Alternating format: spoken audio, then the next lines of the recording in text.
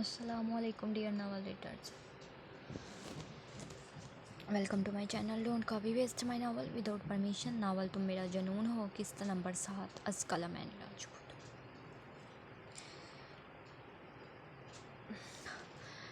वो हवेली पहुंचा तो मर्दान खाने में इस वक्त कुछ लोग अरहान शाह और शाहजहाँ शाह के साथ बैठे थे. आलम शाह का फ़िलहाल उनका सामना करने का इरादा नहीं था.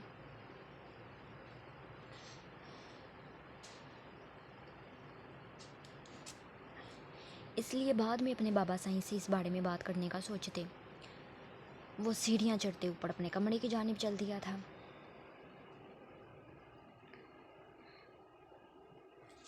इस वक्त लाउंज में कोई भी मौजूद नहीं था. यकीनन घर की ख़वातीन इस वक्त बावर्ची खाने में मौजूद थीं. और जैसे ही कमरे का दरवाज़ा खोले अंदर दाखिल हुआ तो उसे 440 वोल्ट का झटका लगा था. कमरे का पूरा नक्शा ही बदला हुआ था.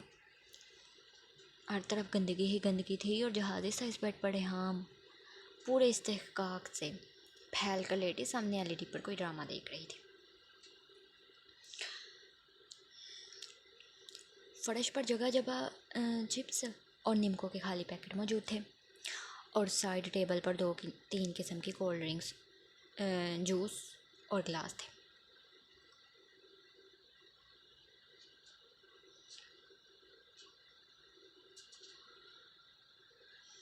अरे शाह साईं, आप आ गए. रेहाम की नज़र जैसे ही कमरे के दरवाजे पर हक्का बक्का से खड़े आलम शाह पड़ गई तो एलईडी का रिमोट वहीं बेड पर रखे लहजे में दुनिया जहाँ की मोहब्बत समोए वो एक अदा से बेड से उठती, कदम कदम चलती उससे कुछ फासले पर आकर रुकी थी.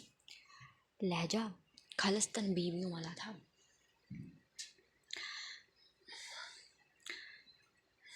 वो यूं बिहेव कर रही थी जैसे कल उन दोनों की लव मैरिज हुई हो.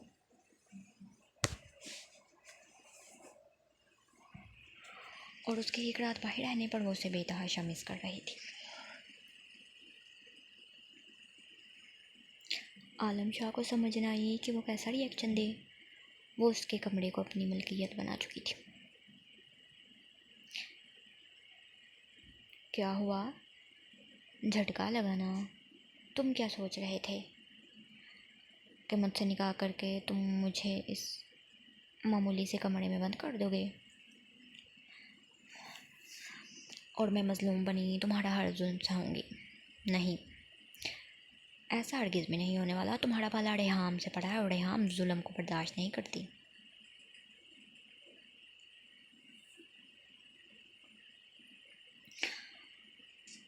अगले ही पल वो अपने मखसूस तंजिया लहजे में बोलती. आलम शाह की तवज्जो अपनी तरफ करवा चुकी थी. वो जो ये सोचे खड़ा था कि कहीं से लड़की के सर में चोट तो नहीं आ गई जो उससे इतनी प्यार मोहब्बत से बात कर रही है. अगले ही पल उसे अपने असली रूप में आता देख वो जब्त से अपनी मुठ्ठियाँ भींच कर रह गया था.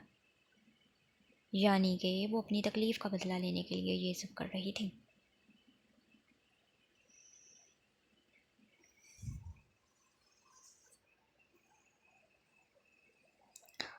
आलम शाह से दुश्मनी लेना तुम्हें बहुत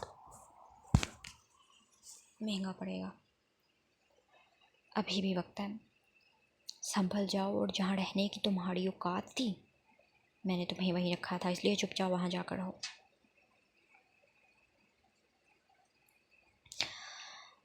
आलम शाह ने कमाल ज़ब्त से ये जुमला कहा था, वरना यूं औरत का अपने सामने सीना तान कर खड़े हो जाना आलम शाह को सख्त नागवार गुजरा था.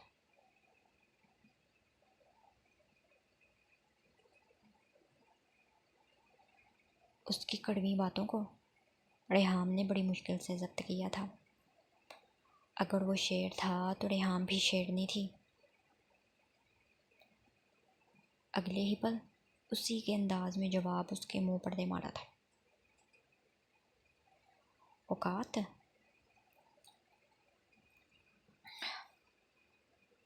तो मिस्टर आलम शाह, तुम्हें आज मैं अपनी औकात बताती हूँ। मैं इस हवेली का मालिक, इस गांव के सरदार सैयद आलम शाह की बीवी हूँ। वो आलम शाह की आंखों में आंखें डालते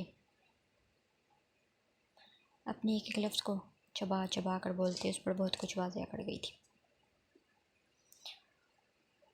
वो उस पर वाज़ह कर चुकी थी, वो इतनी आसानी से पीछे नहीं हटने वाली थी। वो उस पर अच्छे से वाज़ह कर चुकी थी कि वो उसके जुल्म सितम को नहीं सहने वाली थी।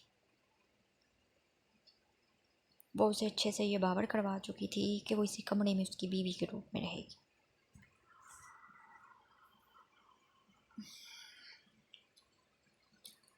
यानी कि तुम पीछे नहीं हटोगी। आलम शाह ने एक गहरा सांस भरे, अपने अंदर उठते इश्तिहाल को दबाए, सख्त संजीदा लहजे में इस्तफसार किया तो रेहाम ने नफ़ी में सर हिलाया था।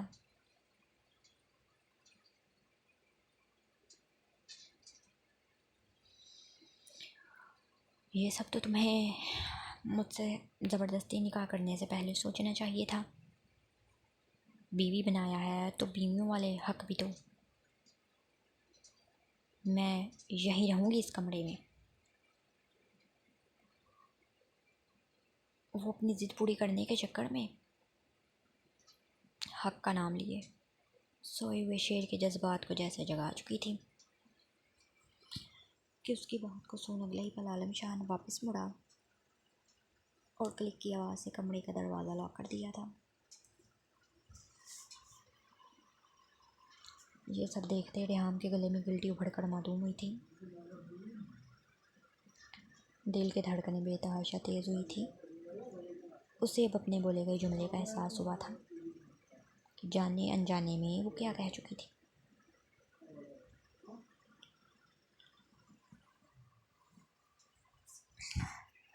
तुम्हारा हक मुझे कल रात ही तुम्हें दे देना चाहिए था, लेकिन चलो कोई बात नहीं, अभी भी ज़्यादा देर नहीं हुई। मैं तुम्हें अभी इसी वक्त तुम्हारा हक दिए तुम्हें बीवी के तौर पर कबूल करता हूँ। वो अपने इन कदम रेहाम की जानी बढ़ाने लगा तो वो सटपटा कर अपने कदम पीछे खिसकाने लगी थी।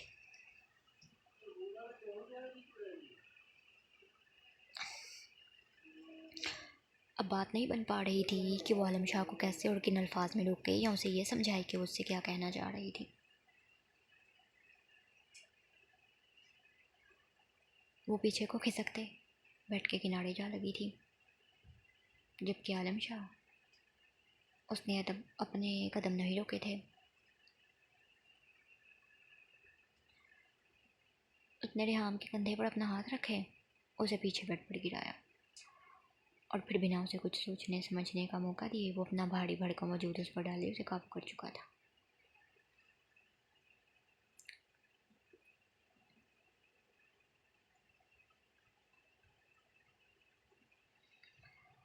हाँ, वो ऐसा कुछ इरादा तो नहीं रखता था, लेकिन रेहाम की बातों ने उसे ऐसा करने पर मजबूर कर दिया था। क्या कर रहे हो, छोड़ो मुझे। वो आलम शाह के हाथों की सख्त गिरफ्त से अपनी कलाइयों को आज़ाद करवाने की नाकाम सी कोशिश करते अटकते हुए बोली थी। उसके करीब आने पर उसके चेहरे की हवाइयाँ उड़ चुकी थीं, जिसे आलम शाह ने भी बखूबी नोट किया था। क्यों पीछे हटूं? तुम मेरे कमरे में मेरे बेड पर मेरी बीवी की हैसियत से मौजूद हो ना, तो तुम्हें तुम्हारी बाकी के हक भी देने चाहिए।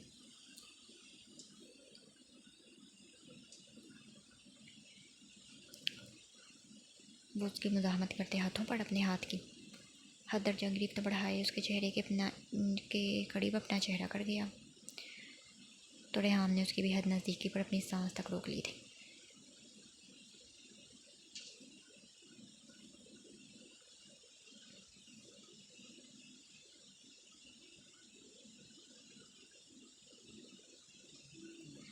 क्यों अपनी जान को मुसीबत में डाल रही हो?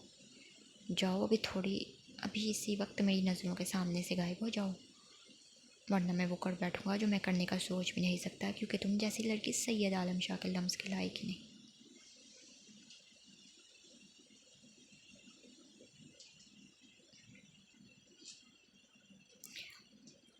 आलम शाह जैसे ही उसके करीब आया, उसकी आंखों के सामने एक बार फिर से वो मंजर लहराने लगा था जब वो अल्तमश के बेहद करीब थी और वो अल्तमश उसे गंदी नज़रों से देख रहा था।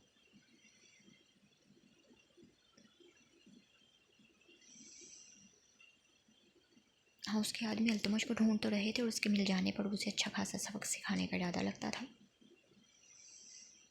लेकिन उससे पहले इस लड़की का दिमाग भी ठीक करना था कि वो यूं उसके कमरे में डेरा जमाए उसकी बीवी नहीं बन सकती थी।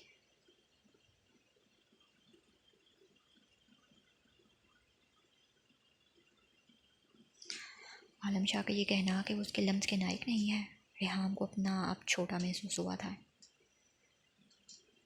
ये शख्स बात बात पर उसकी बेइज्जती कर रहा था। हाँ तो ठीक है, फिर मुझे छोड़ दो ताकि मैं अपने वापस अपने घर। रेहाम की बात को अल्तमश ने दरमियान में ही टोका था।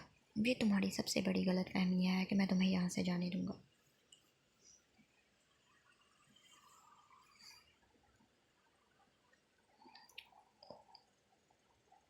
और यहाँ वो इस सर फिरे सरदार की बातों को सुन सदमे में जा चुकी थी, जो ना उसे यहाँ से जाने देना चाह रहा था और ना ही अपने कमरे में बीवी की हैसियत से रखना चाह रहा था।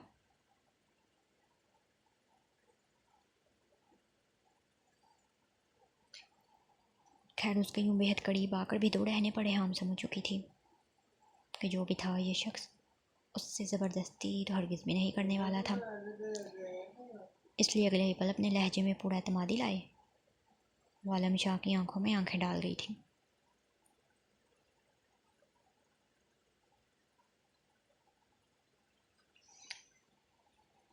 तो ठीक है, फिर मैं भी तुम्हें इतना मजबूर कर दूंगी कि तुम खुद मुझे यहाँ से जाने को कहोगे।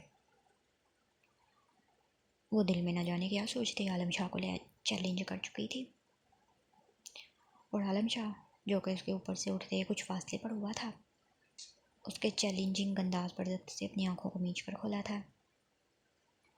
इस लड़की का यूं भेद धड़क होकर उससे बोलना, उसकी आंखों में आंखें डालना, आलम शाह हैरान दर हैरान था।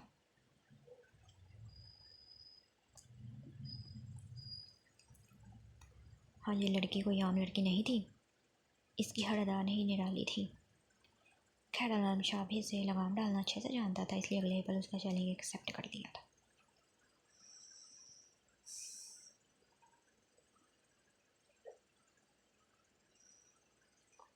कि जो भी था वो उसे इस कैद और अपने निकाह से आज़ाद नहीं करने वाला था।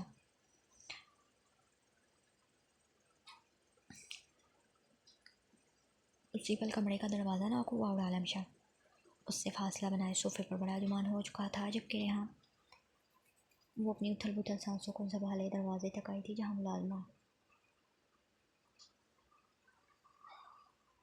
ट्रे में उसके लिए नाश्ता लिए खड़ी थी। अभी कुछ देर पहले अम्मा भी जब उसके लिए कमरे में नाश्ता लेकर आई तो रेहाम ने उससे इस हवेली के बारे में मुख्तसरन सब कुछ पूछ लिया था। और फिर अम्मा भी को ये कहते हैं कि वो अपने शोहर यानी कि आलम शाह के कमरे में रहना चाहती है। वो यहाँ आ चुकी थी और अब अपना नाश्ता भी यही मंगवा लिया था।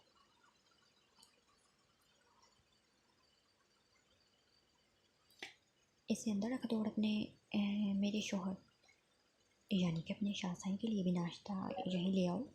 वो आज अपनी बीवी के साथ नाश्ता करेंगे। रेहाम मुलाजमा को अंदर आने का रास्ता देते ही आलम शाह को दिल जला देने वाली मुस्कुराहट से देखते मुलाजमा से कहने लगी। वो बात करने के दौरान बार बार खुद को आलम शाह की बीवी कहते आलम शाह को मज़ीद तक चढ़ा गई थी।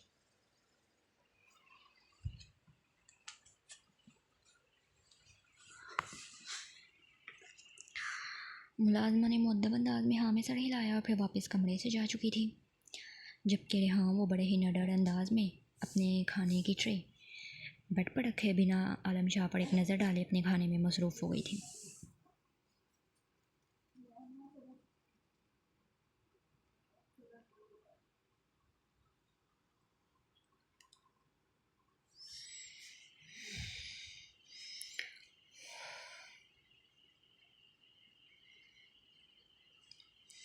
दोनों के दरमियान एक खामोश जंग छिड़ चुकी थी। रेहाम इससे जालिम सरदार की अकड़ तोड़ना चाह रही थी तो दूसरी जानिब आलम शाह इस लड़की की इस जिद को हराना चाह रहा था। दोनों में से जीत किसकी होनी थी ये तो वक्त ने तय करना था। खान पैलेस में सुबह का सूरज खासा भारी साबित हुआ था। निशा और जावियान खान दोनों ही वहाँ मौजूद नहीं थे और वो दोनों कहाँ गए थे किसी को कुछ मालूम नहीं था।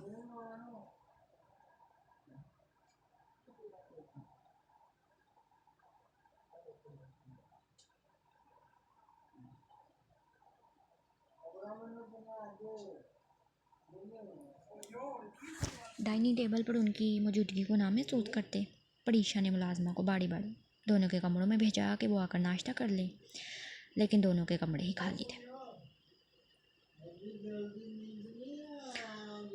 मॉम डैड आप परेशान मत हो, वो कहीं बाहर गए होंगे, मैं भी जावी को कॉल करता हूँ।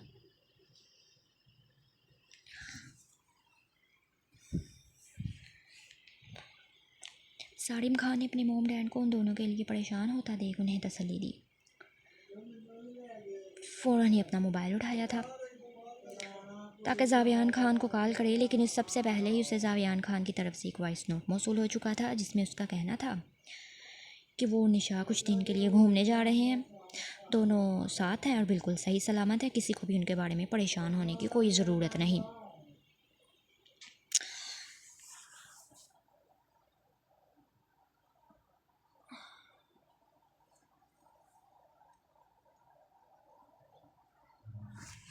जामियान खान का वॉइस नोट सुनते जहाँ सब हैरान हुए थे वहीं इस बात पर कहीं ना कहीं मुतमिन थे कि दोनों बच्चे साथ में वक्त गुजारेंगे तो उनके दरमियान कशीदगियाँ कम हो जाएंगी, और वैसे भी वो एक दूसरे के लिए नामहरम तो नहीं थे। दोनों का निकाह बरसों पहले हो चुका था। जावियान खान निशा पर और निशा जावियान खान पर मुकम्मल हक रखती थी।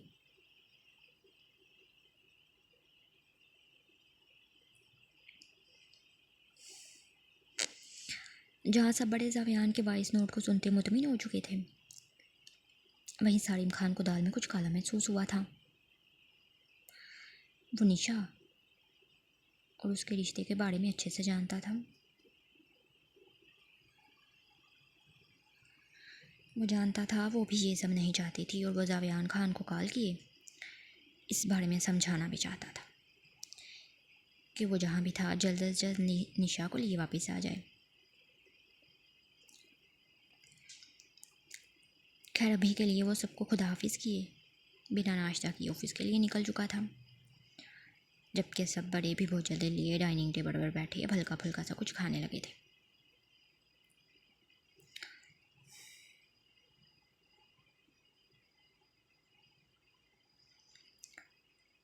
ठंडी हवाओं को अपने जिस्म के आर पार महसूस करते निशा ने अपने चकराते सर को थामे बमुश्किल आंखें खोली थी।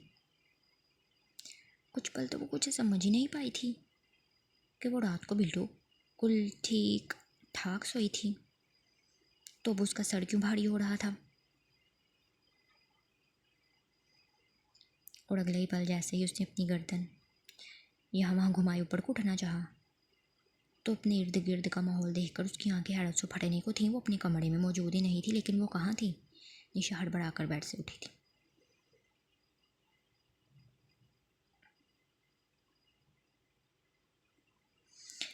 उसके वजूद पर दुपट्टा मौजूद नहीं था और इस वक्त इस बात से ज़्यादा अहम उसके लिए ये जानना था कि वो कहाँ मौजूद थी और उसे यहाँ कौन लेकर आया था। वो तेज़ी से कमरे का दरवाज़ा खोले बाहर आई तो इर्द गिर्द नज़रें घुमाने पर भी वो ना जान पाई कि वो इस वक्त कहाँ मौजूद थी। ये लकड़ी का एक छोटा सा हट था जो जिस कदर छोटा था उस कदर ही खूबसूरती से तमीर किया गया था। कमरे से बाहर निकलते ही छोटा सा लाउंज और एक ओपन किचन मौजूद था।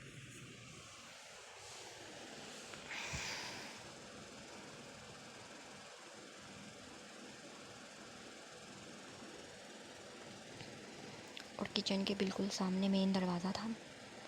निशा लम्हे के 1000वें हिस्से में उस दरवाजे की जानिब भागी जो कि लॉक नहीं था। उसने जैसे ही दरवाज़ा खोला तो सर्दी की एक तेज़ लहर उसके जिस्म से आन टकराई थी और कुछ ही पल में पाँव सुन्न हो चुके थे, क्योंकि वह चारों तरफ से बर्फ़ से घिरा हुआ था। यानी कि हर तरफ बर्फ़ ही बर्फ़ थी और उसके दरमियान ये छोटा सा हट मौजूद था। बाहर इस कदर शदीद सर्दी थी कि निशा का बदन कँपाने लगा था।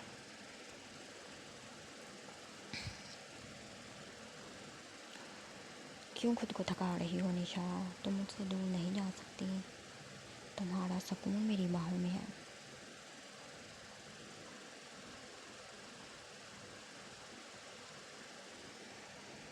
बाहर मौजूद उस शदीद धुंध को चीरते जावेयान खान निशा की जानिब बढ़ते जुनूनी अंदाज में बोला था।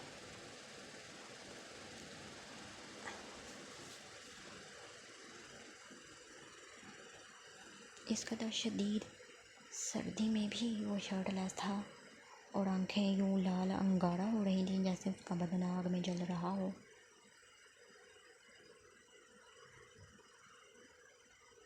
हाँ, वो जल ही तो रहा था।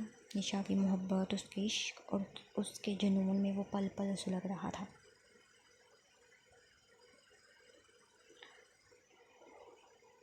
कल रात निशा की धुतकार के बाद ही उसने ये फैसला किया था कि वो निशा को कहीं दूर ले जाएगा, जहाँ दिन रात उसके साथ बिताए, उसे अपनी मोहब्बत का यकीन दिलाएगा, उसे जुनून की हद तक जाता है।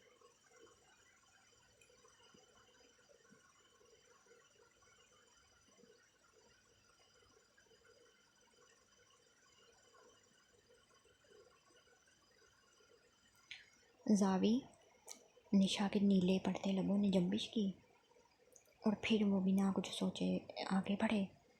जावेयान खान की शर्टलेस सीने से लिपट चुकी थी। खुद को इस तन्हा हट में पाकर वो बेतहाशा डर चुकी थी और अब अपने सामने जावेयान खान को देख उसकी जैसे जान में जान आई थी कि इस अनजान जगह में कोई तो उसका अपना था।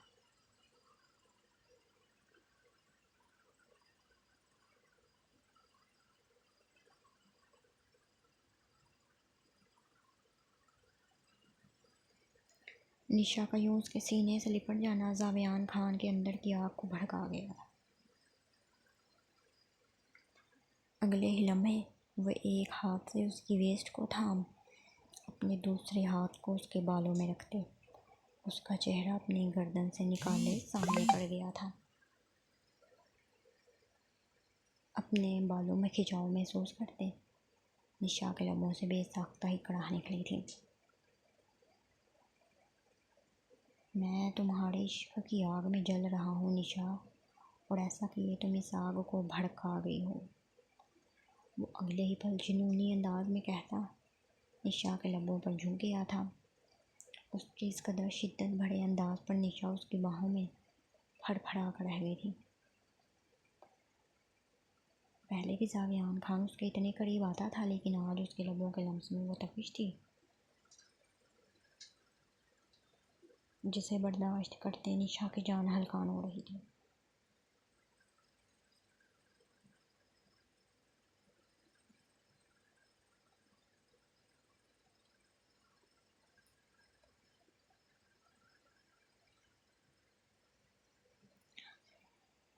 रेहाम ने 10 मिनट में ही आलम शाह की नाक में दम कर दिया था। वो कमरा जो उसके आराम और सुकून की जगह था, अब वहाँ उसे शदीद बेसुकूनी हो रही थी।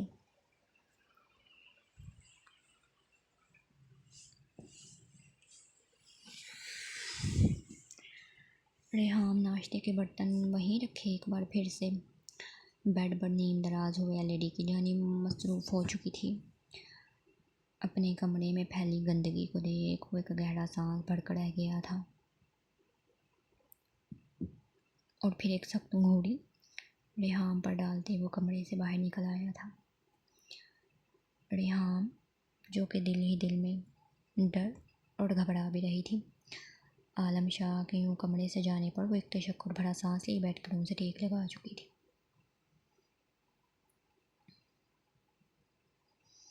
हाँ, यूँ तो वो आलम शाह को तंग कर रही थी, लेकिन उसे डर भी बहुत लग रहा था। इन 10 मिनटों में वो ये तो जान चुकी थी कि आलम शाह बड़ा गैरतमंद बने। उसे जैसी घर से भागी हुई लड़की को हाथ नहीं लगाने वाला था, और ऐसा वो बातों ही बातों में उसे बावड़ करवा चुका था।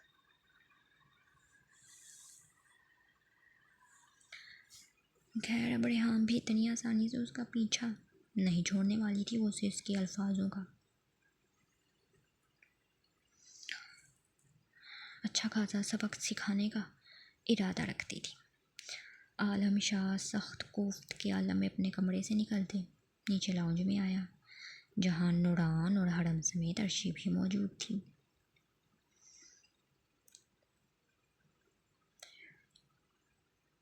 वो उन सब की मौजूदगी को महसूस करते कुछ पल के लिए रुका और फिर अपनी दादी साईं के करीब विराजमान होते सबको सलाम किया था।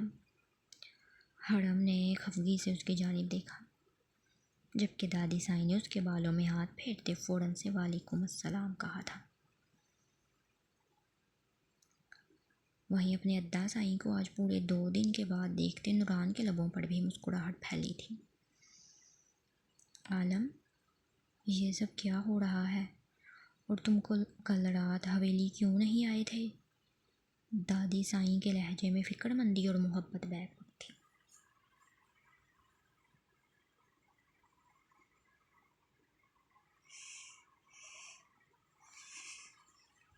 आलम शाह, जिसे सबसे इसी सवाल की उम्मीद थी, अपनी अम्मा साईं और फिर दादी साईं की जानिब देखा था। अम्मा साईं, दादी साईं, वो मैंने ये नहीं कहा। इससे पहले कि आलम शाह मज़ीद भी कुछ कहता कि अगले पल लाउंज में एक नस्वानी आवाज़ गूंजी थी, और वो किसी और की नहीं रेहान की थी, जो कि आलम शाह के पीछे ही कमरे से लाउंज तक आ चुकी थी।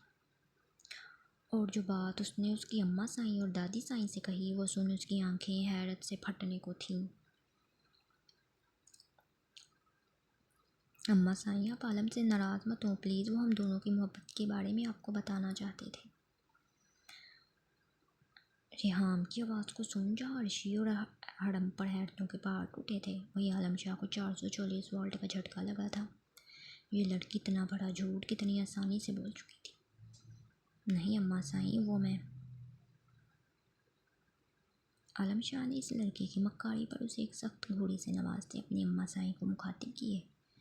मज़ीद कुछ कहना चाहा कि रेहान ने एक बार फिर से उसकी बात को टोका था। अरे तुम इतना घबरा क्यों रहे हो आलम? अब हमारा निकाह हो चुका है, अब हमें सबको बता देना चाहिए, हम पहले ही एक दूसरे को पसंद करते थे।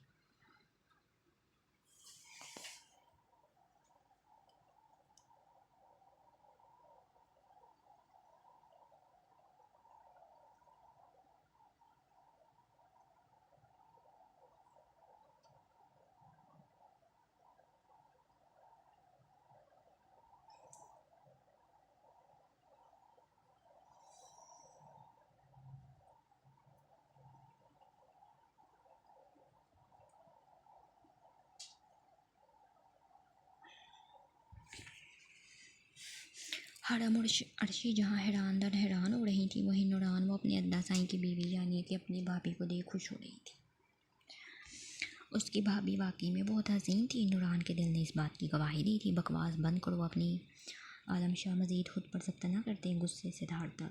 इससे पहले कि आगे बढ़े रेहान को डबड़ते कमरे में ले जाता। रेहान फ़ौरन से हरम के पीछे छुप गई थी। देखा अपने अम्मा साईं ये कितना गुस्सा करती हैं मुझ पर। वो चेहरे पर दुनिया जहाँ की मासूमियत सजाए बोली तो हरम ने गहरा सांस लेते सर झटका था। आलम, क्या मैंने ये तरबियत की है तुम्हारी? जो भी है ये लड़की अब तुम्हारी बीवी और तुम्हें इज्जत से बात करनी चाहिए।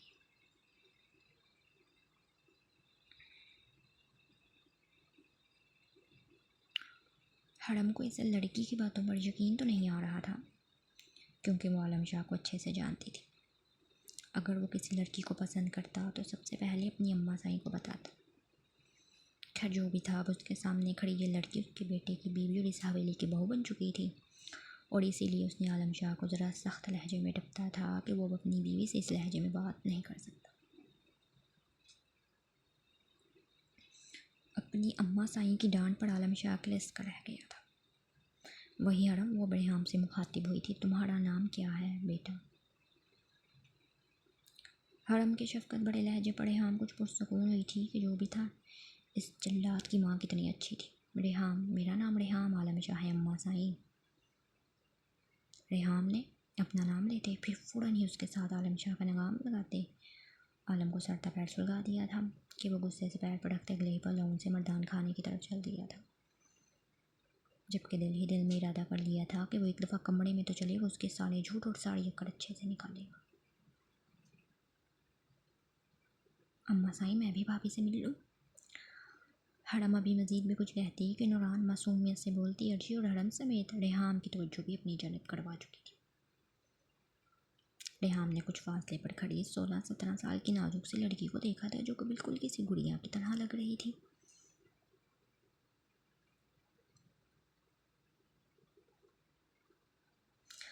हनूरी की अम्मा ने उसे बताया था कि आलम शाह का एक भाई और एक बहन थी, और सामने खड़ी ये लड़की ज़रूर उसके जालिम शोर की मासूम सी बहन थी। रेहाम ने ये सोचते आगे बढ़े। सबसे पहले तो नूरान के गुलाबी गाल को होले से छुपा था।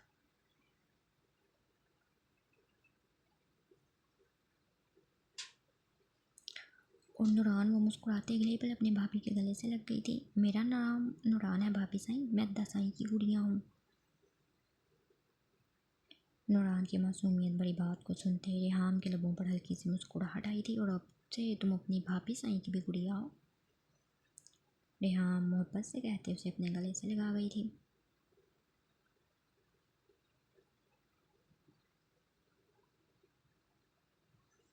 जल्लाद की बहन इतनी अच्छी और मासूम, वो नूरान का फूला हुआ गुलाबी गाल खींचते दिल में सोचती मुस्कुराती थी।